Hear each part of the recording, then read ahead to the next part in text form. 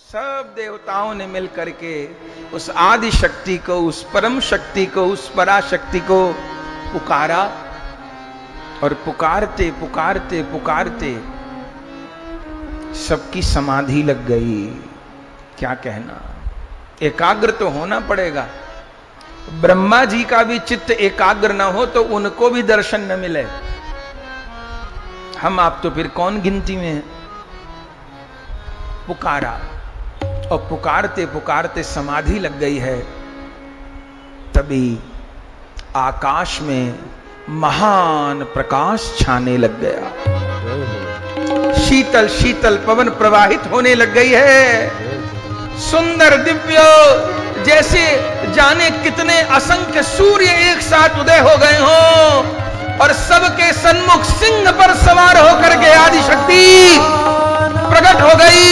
देवता फूल बरसा रहे हैं, जय जयकार कर रहे हैं। कहिए जगदम्बा भवानी की जय हो, आदि शक्ति की जय हो, पराशक्ति की जय हो, शिव शक्ति की जय हो। सिंह पर सवार होकर के वह सिंहिका, चंडिका, अंबिका आकाश में प्रकट हो गई हैं। पहले तो प्रकाश का अनुभव हुआ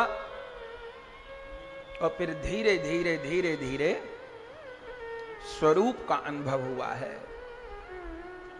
तब और देवता तो लोप हो गए। लोप होने से अर्थ मौन हो गए, क्योंकि कन्या तो दक्ष के यहां बनना है ना उनको। अब दक्ष बोल रहे हैं, हाथ जोड़े खड़े हैं। जगदम्बा वह महामाया अपने पूर्ण वैभव में अनुभव दे रही है, दर्शन दे रही है। हाथ जोड़ करके दक्ष प्रजापति खड़े हैं और वही स्तुति कर रहे हैं। महेशानी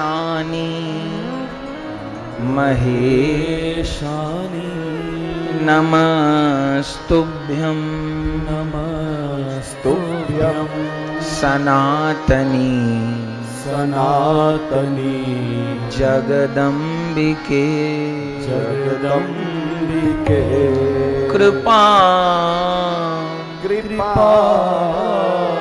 कृपा कृपा कुरु देवी गुरु देवी सत्य सत्य सत्य सत्य स्वरूपिणी स्वरूपिणी। हे महामाया, तुम्हारे दर्शन करके हम सब देव कृतार्थ हो गए। तुम तो महामाया हो, तुम नित्य सदाशिव की संगिनी हो। हे करुणामयी, तुम सनातनी हो, तुम जगदम्बा हो, तुम सारे जगत की मां हो। हे करुणामयी, विद्या अविद्यात्मिका, जो सन्मार्ग पर चलते हैं उनके लिए तुम पराविद्या हो, लेकिन जो भगवान से विमुख हो जाते हैं उनके लिए तुम अविद्या हो। शुद्धाम, तुम परम शुद्ध हो। सर्वत्र व्यापिनी, तुम हर वस्तु में सर्व व्याप्त हो। एक वृक्ष के भीतर भी जो बढ़ने की शक्ति है, एक पौधे के भीतर भी जो बढ़ने की शक्ति है, उस शक्ति के रूप में जगदम्बा तुम ही हो। एक कीट के भीतर भी जो चलने की शक्ति है, एक चींटी के भीतर भी जो चलने की शक्ति है, हे जगदम्बा, उस शक्ति के रूप में तुम ही तो हो। सर्वत्र व्यापिनी नित्या, हे करुणामयी, तुम नित्या हो, तुम नित्य हो, तुम सदा हो। बस हम जैसे जीव तुमको भूल जाते हैं तो तुम अपने स्वरूप को लोप कर लेती हो, और फिर हम जीव पुकारते हैं तो तुम प्रकट होती हो, पर बाकी तुम नित्या हो। नित्या निरालंबाम, तुम निरालंब हो। सब तुम्हारा अवलंब लेते हैं पर तुम्हारा स्वयं अवलंब नहीं है। तुम निरालंबा हो, तुम निराकुला हो, तुम कभी आकुल नहीं होती हो। तुम्हारे अभाव में सब आकुल व्याकुल होते हैं, तुम निराकुला हो। हे करुणामयी स्थूल स्थूलाम स्वरूपिणी, स्थूल से स्थूल वस्तु में भी तुम विद्यमान हो, दिव्य से दिव्य वस्तु में भी तुम विद्यमान हो। बस एक प्रार्थना करनी है, कृपाम कुरु महादेवी। हे महादेव की महादेवी, कृपाम कुरु, कृपाम कुरु। अब मुझ पर कृपा करो। मेरे पिता लोक पिता ब्रह्मा मुझे आज्ञा किए हैं, मैं उन्हीं की आज्ञा से तप में लगा हूं। सब देवताओं ने मिलकर आपको आवाहित किया है। कृपां कुरु महादेवी, मुझ पर कृपा करो महादेवी। सत्य सत्य स्वरूपिणी, आप सत्य हो, आप सत्य हो, आप सत्य हो। आपका दर्शन सत्य है, आपका स्वरूप सत्य है, आपका नाम सत्य है, आपकी शक्ति सत्य है। हे सत्य स्वरूपिणी, हे जगदम्बा, हे आदिशक्ति, हे भवानी, हे सिंह वाहिनी, कृपा करो, कृपा करो। मुझे कहते में संकोच होता है, बहुत संकोच होता है कहते में, लेकिन मेरी एक ही इच्छा है।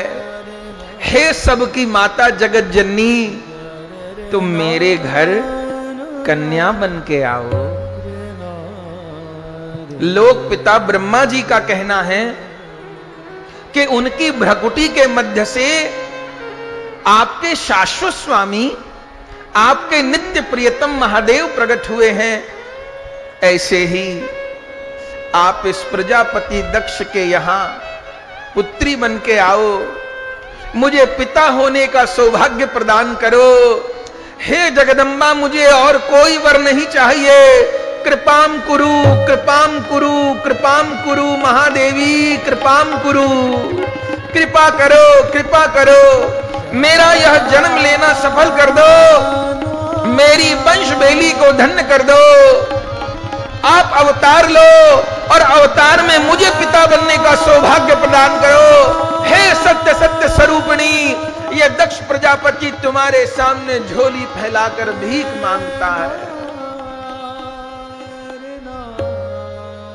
अब मां का मन तो बहुत कोमल होता है महाराज, वो तो सभी की मां है, सारा जगत उनकी संतान है, पर वो कृपा करें तो फिर किसी को अपना पिता भी बना सकती है। जब भगवान अवतार लेते हैं, अब श्री राम तो जगत के स्वामी हैं, लेकिन अवतार लेते हैं तो कौशल्या जी को मां बनाते हैं ना, दशरथ जी को पिता बनाते हैं ना। आज जगदम्बा से यही प्रार्थना कर रहे हैं दक्ष प्रजापति। जगदम्बा ने कहा, तथास्तु तथास्तु तथास्तु। ऐसा ही होगा, ऐसा ही होगा, ऐसा ही होगा। हे दक्ष, अहम तस्या सदा दासी शिव जन्मनि जन्मनि। मम स्वामी सदा शंभु नाना रूप धरो पिह। क्या कहती हैं जगदम्बा? अहम तस्य सदा दासी, मैं सदा सदा शिव की दासी हूं। शिव सदा सदा मेरे स्वामी हैं। हम एक क्षण के लिए भी अलग नहीं हो सकते दक्ष। ये शिव नाम में जो ई की मात्रा है वो मैं हूं। जरा शिव नाम में से ई की मात्रा निकालिए और फिर बताइए क्या बचता है? शव बचता है भैया। शिव में से ई की मात्रा निकाल दीजिए तो शव बनता है। शिव में जो ई की मात्रा है वो मैं हूं। सदा सदा मेरे स्वामी भोलानाथ हैं। वो नाना रूप धारण करते हैं। सदाशिव रूप में तो मैं सदा ही उनके निकट हूं। हां, अब ब्रह्मादिक देवताओं की प्रार्थना पर इस चतुर्मुखी ब्रह्मा के ब्रह्मांड में रुद्र बन के अवतरित हुए हैं। अरे वो तो कोटि कोटि ब्रह्माओं का सृजन कर दें, लेकिन इस बार चतुर्मुखी ब्रह्मा की भ्रकुटी के मध्य में कुमार नील लोहित, नील लोहित तेज बन के प्रकट हुए हैं। तो ठीक है, अगर ब्रह्मा की भ्रकुटी के मध्य से मेरे स्वामी तेज बन के अवतार लेंगे तो उनकी नित्य दासी है जगदंबा भी ब्रह्मा के पुत्र दक्ष के यहां पुत्री बन के अवतार लेगी। लेकिन सुनो दक्ष, मैं अवतार तो लूंगी, वचन दे दिया, और जब मैं अवतार लूंगी तुम्हारा खूब वैभव बढ़ेगा। जब शक्ति तुम्हारे घर आएगी तुम्हारी शक्ति बढ़ेगी, तुम्हारी सामर्थ्य बढ़ेगी, तुम्हारा धन बढ़ेगा, तुम्हारा वैभव बढ़ेगा, तुम्हारा यश बढ़ेगा, खूब कृपा होगी तुम्हारे ऊपर। लेकिन अहंकार मत कर लेना। मेरी शक्ति को शिव ही संभाल सकते हैं। कभी शक्ति तुम्हारे घर बेटी बन के आए और तुम अहंकारी हो जाओ, ना ना मां, कभी नहीं, कभी नहीं। बस ध्यान रहे, मैं तुम्हारे घर पुत्री बन के आऊंगी। लेकिन यदि तुम अहंकारी हो गए और तुमने मेरा और शिव का अपमान किया तो मैं तुम्हारे विनाश का कारण बन जाऊंगी। मैं विद्या भी हूं, मैं अविद्या भी हूं, मैं सृजन भी हूं, मैं संहार भी हूं। संभाल पाओगे? मां क्षमा क्षमा, मैं क्यों अहंकार करूंगा? मैं आपका अपमान क्यों करूंगा? कोई शक्ति का अपमान करता है? मैं जगदंबा का अपमान क्यों करूंगा? हे दक्ष, अपमान का अर्थ केवल किसी को बुरा भला कहना नहीं होता। अपमान का अर्थ शक्ति का दुरुपयोग करना होता है। जो सामर्थ्य पाके सामर्थ्य का दुरुपयोग करता है। निर्बल को न सताइए, निर्बल देगा रोए। निर्बल को, अब किसी गरीब को हम मारे तो वो हमसे लड़ नहीं पाएगा। हम अपने से कमजोर को, किसी बूढ़े बुजुर्ग को कष्ट दें तो क्या होगा? वो रोएगा। अच्छा, कहीं उसके रोने को उस परम सबल ने सुन लिया तो क्या होगा? निर्बल को न सताइए, निर्बल देगा रोए। जो निर्बल का मालिक सुने तो ठौर न पावे को। निर्बल को न सताइए। अनादर का अर्थ केवल अपमान करना नहीं होता। अपमान का अर्थ शक्ति का दुरुपयोग करना होता है, धन का दुरुपयोग करना। हमारे पास बहुत पैसा आ गया, हम कथा कराए, सत्संग कराए, भंडारा कराए, उत्सव कराए, गौ सेवा किए, राष्ट्र सेवा किए, ये तो धन की सदगति हो गई। लेकिन मेरा पैसा, अब मैं अपनी बेटे की शादी में दारू का स्टॉल लगाऊंगा और उसमें 10 लाख की दारू बारातियों को पिलाऊंगा। ये क्या हो गया? ये लक्ष्मी जी का अपमान हो गया। धन का दुरुपयोग कर दिया। अब मेरे पास पैसा हो गया, अब मैं सट्टा खेलूंगा, जुआ खेलूंगा, मेरा पैसा मैं जो चाहे सो करूं। तो लक्ष्मी जी इसको अपना अपमान मानती हैं। और फिर ऐसे लोगों का अंत हमने देखा है ना, दुनिया में बड़े बड़े नेता हुए, लाखों करोड़ों के घोटाला किए, लेकिन जब फाइल खुली तो फिर जेल से बाहर आने के लिए बेल नहीं मिल पाई। क्यों? अरे अगर लक्ष्मी को नारायण की सेवा में लगाए होते तो लक्ष्मी खूब बढ़ती और खूब आशीर्वाद देती। लक्ष्मी तो जगदम्बा है, मां है। मां बच्चे का बुरा चाहती है कभी? क्या नहीं चाहती ना। लेकिन उस जगदम्बा का यदि अपमान किए, अपमान केवल नोट को पैर लगाना नहीं है कि हम तो नोट को पैर नहीं लगाए, सोने को ना, केवल 500 रुपया के नोट पर पैर रखे, ये पैसे का हम लोग यही अपमान समझते हैं ना। ये अपमान नहीं है, ये भी अपमान है, पर केवल ये अपमान नहीं है। उस धन का दुरुपयोग किए, उस धन का व्यसन में, दूसरे को दुख देने में उपयोग किए, तो इसको जगदम्बा अपना अपमान मानती हैं। तो ध्यान रहे, मैं विद्या भी हूं पर मैं अविद्या भी हूं, मैं महामाया भी हूं पर मैं बहिरंगा माया भी हूं। अगर मेरा अपमान किया तो मैं ही तुम्हारे नाश का कारण भी बन जाऊंगी। कैसी बात करती हो जगदम्बा? मैं अपमान करूंगा? मैं कभी अपमान नहीं करूंगा। बस मेरा वचन याद रखना। अब जाओ, बहुत तप हो गया, शुभ समय में मैं तुम्हारे यहां अवतार लूंगी। जाओ। जगदम्बा अंतर्धान हो गई। दक्ष लौट आए। दक्ष का विवाह है मनु जी की छोटी कन्या प्रसूति से हुआ। पहले इन दक्ष के यहां वीरणी के द्वारा 10,000 पुत्रों का जन्म हुआ, जो हर्यश्व कहलाए। दक्ष प्रजापति ने इनको सृष्टि बढ़ाने के लिए कहा। अब देखिए, जगदम्बा आने वाली है ना, धन धान्य बढ़ने लग गया। यह तो भूमिका है। जैसे सूर्य उदय बाद में होते हैं, ठीक, लेकिन सूर्य उदय होने से पहले क्या होता है? सूर्य उदय होने से पहले आकाश में लालिमा आ जाती है कि नहीं आ जाती?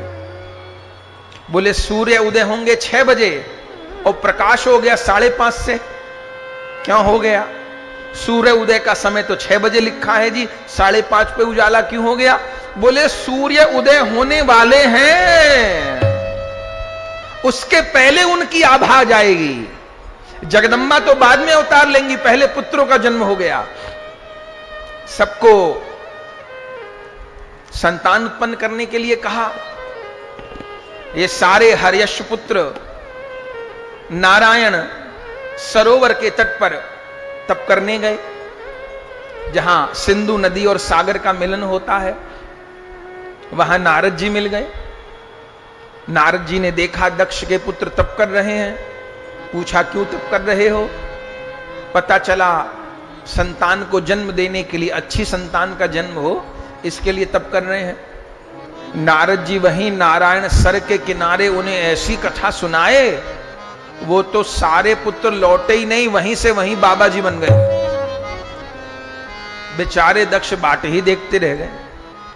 पता चला मेरे छोटे भाई नारद ने सबको बाबा जी बना दिया। गुस्सा तो बहुत आया, पर चलो कोई बात नहीं। फिर अक्सनी नामक रानी से फिर 1000 पुत्र उत्पन्न किए, वो सबलाशु कहलाए।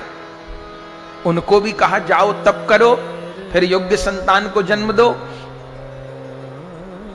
ये तप कर रहे थे, नारद जी इनके पास भी पहुंच गए। ऐसा सत्संग सुनाया। अरे कोई बाल बच्चा पैदा करने को तप करता होगा? अरे मत पड़ो इस चक्कर में, बेकार है। तो क्या करें? अरे सीधे सीधे योग मार्ग पे जाओ ना, भक्ति वाले मार्ग पे जाओ, भगवान को प्राप्त करो, मोक्ष मार्ग पे जाओ।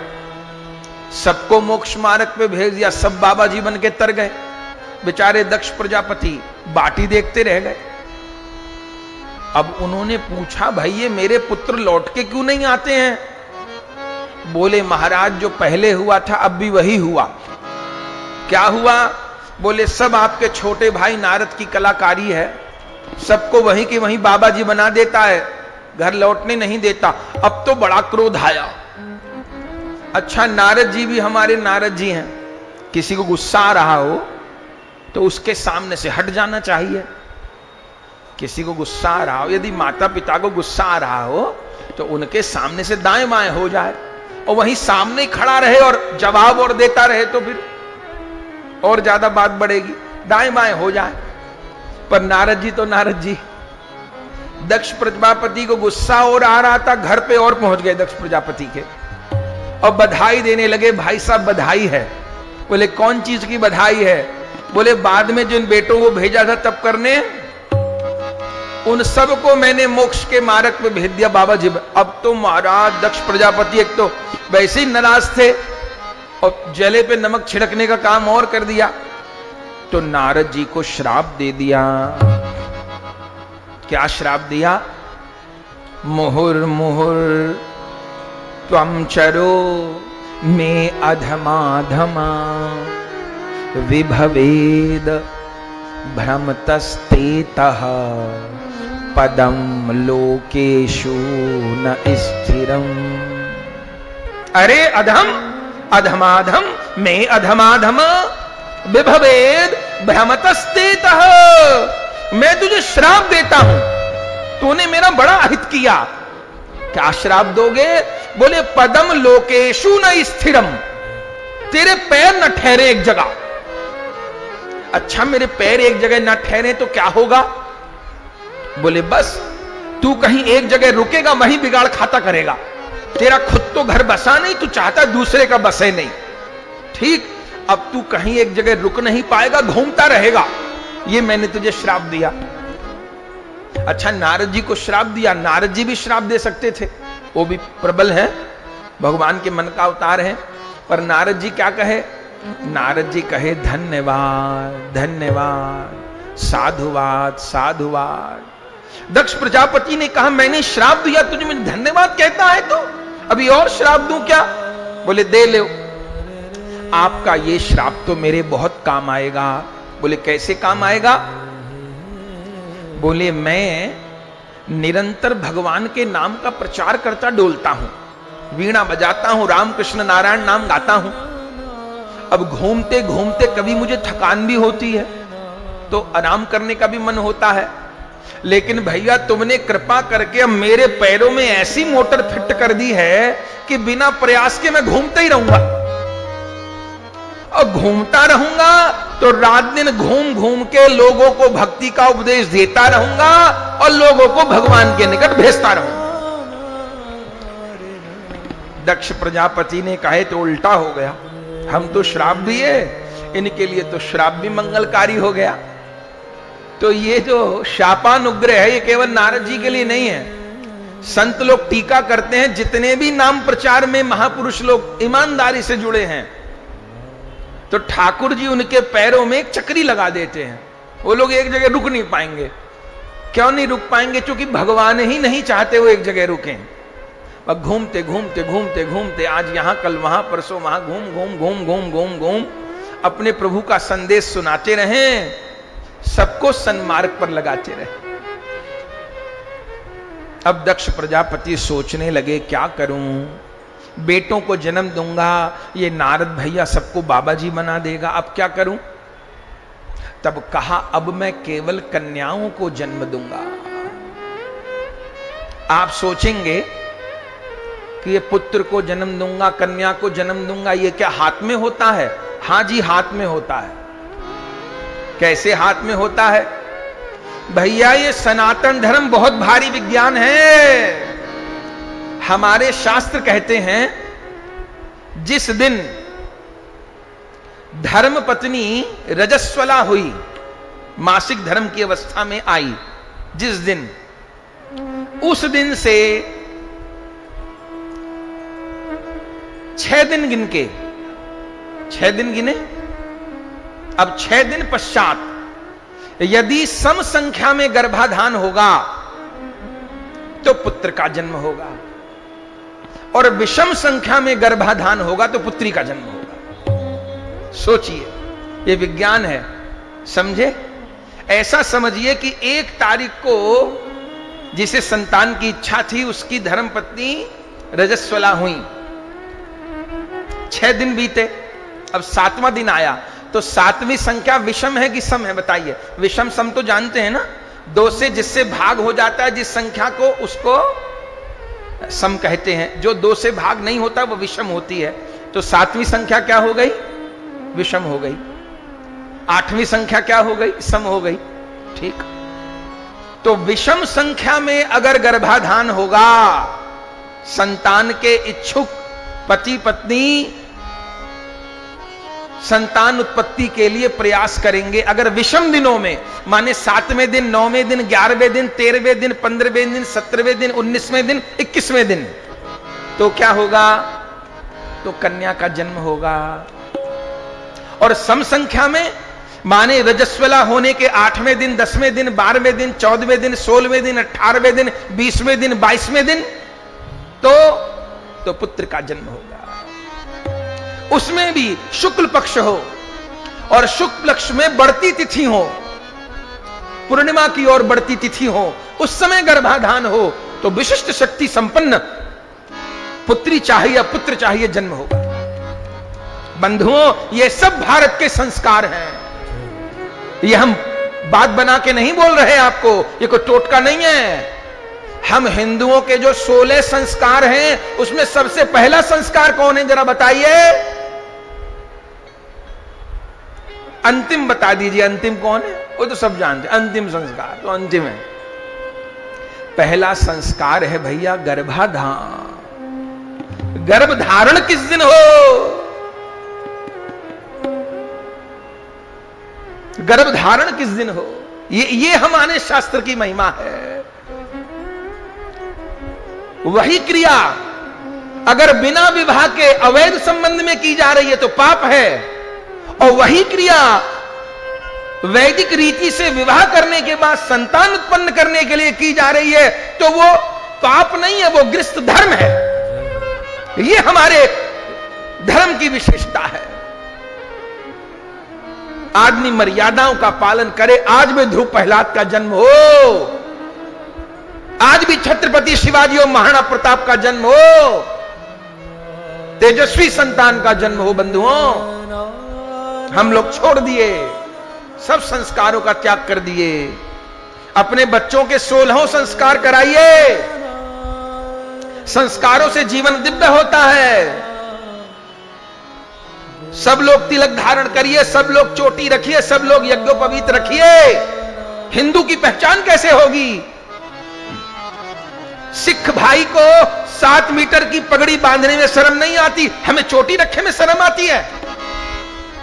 शर्म आने वाले कामों में शर्म नहीं आती, चोटी रखे में शर्म आ रही है, तिलक लगाए में शर्म आ रही है हमें। नहीं भैया, अपने संस्कार का त्याग नहीं करना।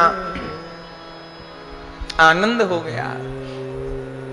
देवी जगदम्बा अब प्रकट होने को है। धीरे धीरे करके समय बीता है। दक्ष प्रजापति ने निश्चय किया, अब मैं कन्याओं को जन्म दूंगा, विषम संख्या में गर्भाधान होगा। तब देवी प्रसूति के यहां किन्होंने जन्म लिया? भैया 16 कन्याओं का जन्म हुआ। एक एक करके 16 कन्याओं का जन्म हुआ, जिनमें 16वीं और अंतिम कन्या कौन हुई? कहिए जगदम्बा सती मैया की जय हो। कहीं तो इनको सबसे छोटी कहा गया है, कहीं शिव महापुराण में इनको सबसे बड़ी कहा गया है, और कहीं इनको मध्य की कहा गया है। तीनों बात कल्प भेद से सत्य है। भागवत जी के अनुसार सबसे छोटी कन्या के रूप में आई हैं, जिनमें पहली 13 कन्या धर्म को ब्याही गई, 14वीं कन्या स्वधा पितरों को ब्याही गई। इसलिए कभी पितरों का आप पिंडदान तर्पण होते देखिए तो उसमें स्वाहा नहीं बोला जाता, तस्सै स्वधा, तस्सै स्वधा, तस्सै स्वधा नमा, तस्सै स्वधा नमा बोला जाता है। ये स्वधा बड़ी बहन है सती जी की, दक्ष की कन्या है। इनका विवाह पितरों से हुआ है, इसलिए पितरों के यज्ञ में या पितरों के तर्पण में स्वधा बोला जाता है। 15वीं कन्या है स्वाहा, इनका विवाह हुआ है अग्निदेव से, इसलिए अग्नि में आहुति देते हैं तो क्या बोलते हैं? स्वाहा स्वाहा स्वाहा। ये स्वाहा ये 15वीं कन्या है, इनका विवाह अग्निदेव से हुआ है। और 16वीं कन्या है सती। जब ये 16वीं कन्या प्रकट हुई महाराज, प्रसूति जी के यहां शिव महापुराण में वर्णन है, आकाश में देवता छा गए, दुंदुभी लेकर के फूल बरसाने लगे और गाने लगे। दक्ष के घर में आ सती मैया, दक्ष के घर में आई। सती मैया दक्ष के घर में आई। सती मैया दक्ष के घर में आई। सती मैया दक्ष के घर में आई। बाजी भवन बधाई, बाजी भवन बधाई। बाजी भवन बधाई। बाजी भवन बधाई। दक्ष के घर में आ सती मैया दक्ष के घर में आई। सती मैया दक्ष के घर में आई। सती मैया दक्ष के घर में आई। नभ से देव सुमन बरसावे, ब्रह्मा स्तुति गाई। नभ से देव सुमन बरसावे, ब्रह्मा स्तुति गाई। नभ से देव सुमन बरसावे, ब्रह्मा स्तुति गाई। नभ से देव सुमन बरसावे, ब्रह्मा स्तुति गाई। जय जयकार भई त्रिभुवन में, जय जयकार भई त्रिभुवन में। जय जयकार भई त्रिभुवन में। जय जयकार भई त्रिभुवन में। आदि शक्ति प्रगटाई। आदि शक्ति प्रगटाई। आदि शक्ति प्रगटाई। आदि शक्ति प्रगटाई। दक्ष के घर में आई। सती मैया दक्ष के घर में आई। हाँ सती मैया दक्ष के घर में आई। सती मैया दक्ष के घर में आई। हाँ दक्ष के घर में आई। दक्ष के घर में आई। दक्ष के घर में आई। दक्ष के घर में आई।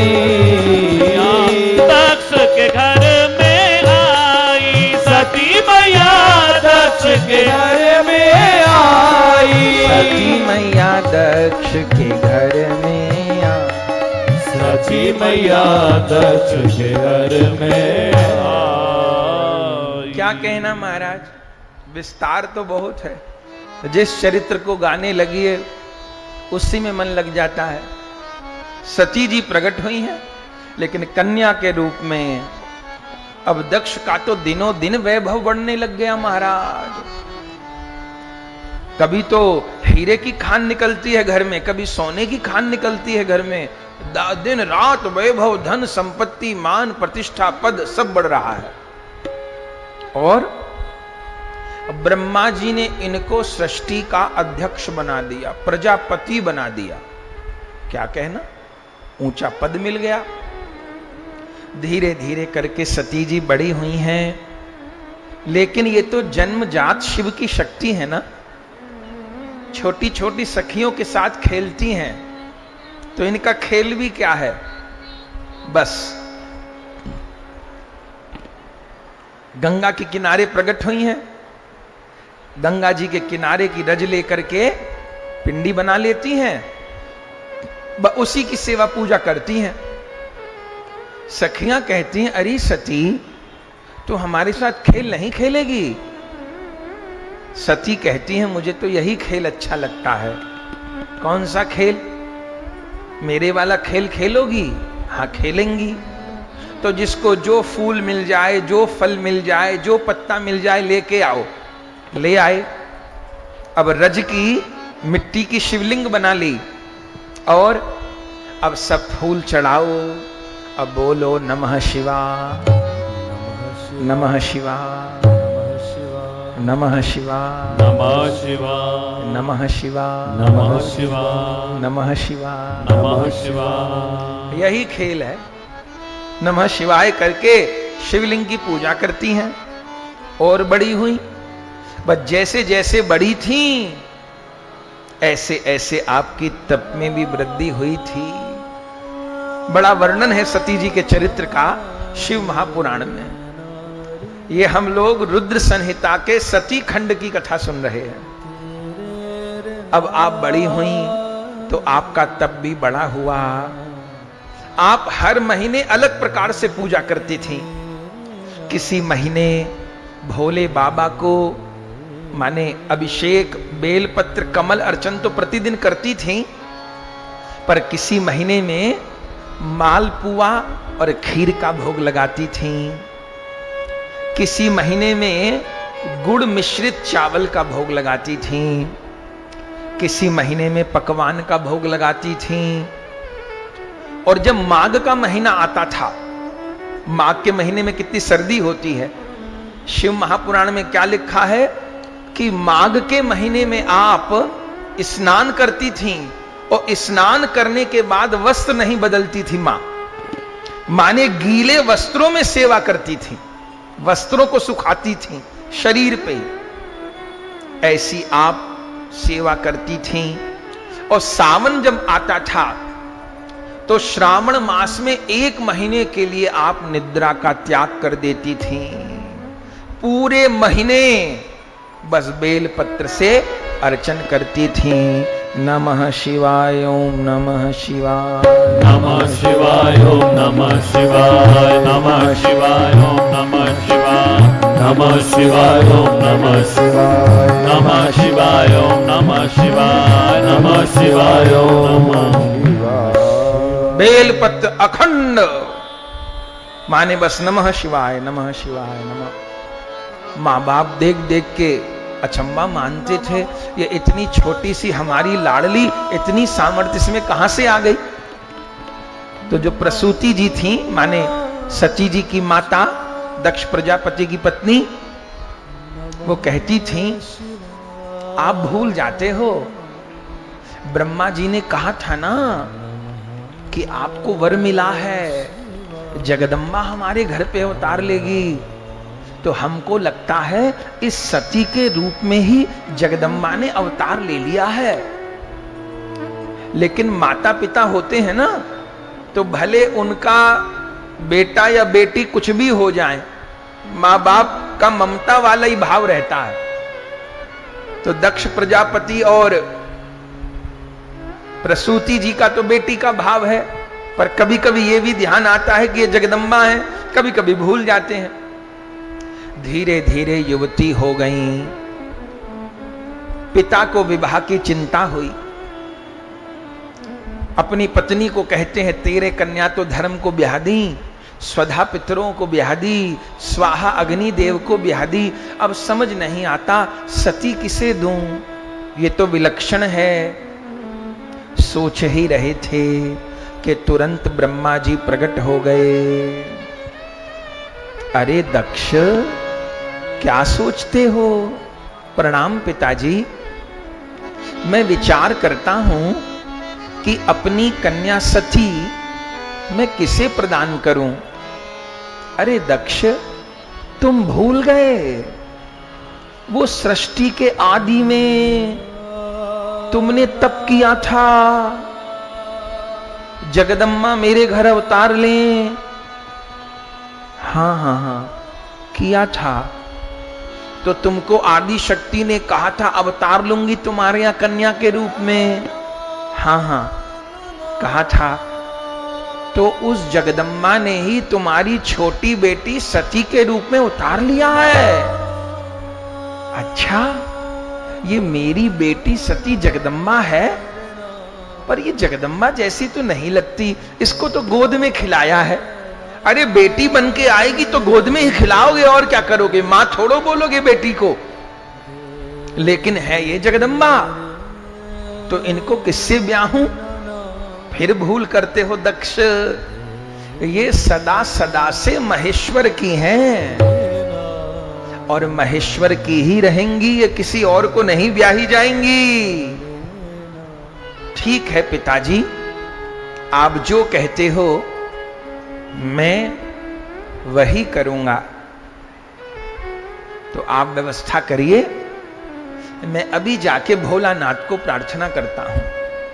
सारे देवता ब्रह्मा जी के साथ भोलानाथ के निकट गए और प्रार्थना की, हे सदाशिव, आपकी नित्य शक्ति प्रजापति दक्ष के यहां अवतार ग्रहण कर चुकी हैं और अब विवाह योग्य हो गई हैं। अब आपको उनको अपनी नित्य अर्धांगिनी के रूप में स्वीकार करना चाहिए, ताकि सृष्टि का सृजन कार्य सुचारू रूप से चल सके। जब शंकर जी को देवताओं ने प्रार्थना की, भोले बाबा ने इस प्रस्ताव को स्वीकार कर लिया। अब भोले बाबा ने कहा तो ब्याह कौन कराएगा? ब्रह्मा जी ने कहा और किसी का ब्याह होता तो पंडित जी जाते, पर यदि जगत माता और जगत पिता का ब्याह होगा तो पंडिताई का काम ये ब्रह्मा करेगा, कोई और नहीं करेगा। बस इधर शंकर जी को निवेदन किया, उधर दक्ष प्रजापति को समझाया। सुंदर रूप में भोले बाबा पधारे और दक्ष प्रजापति के यहां ब्रह्मा जी की अगवानी में विवाह की सारी विधियों का पालन हुआ और सती शंकर भगवान का विवाह संपन्न हो गया। कहिए गौरी शंकर भगवान की जय हो।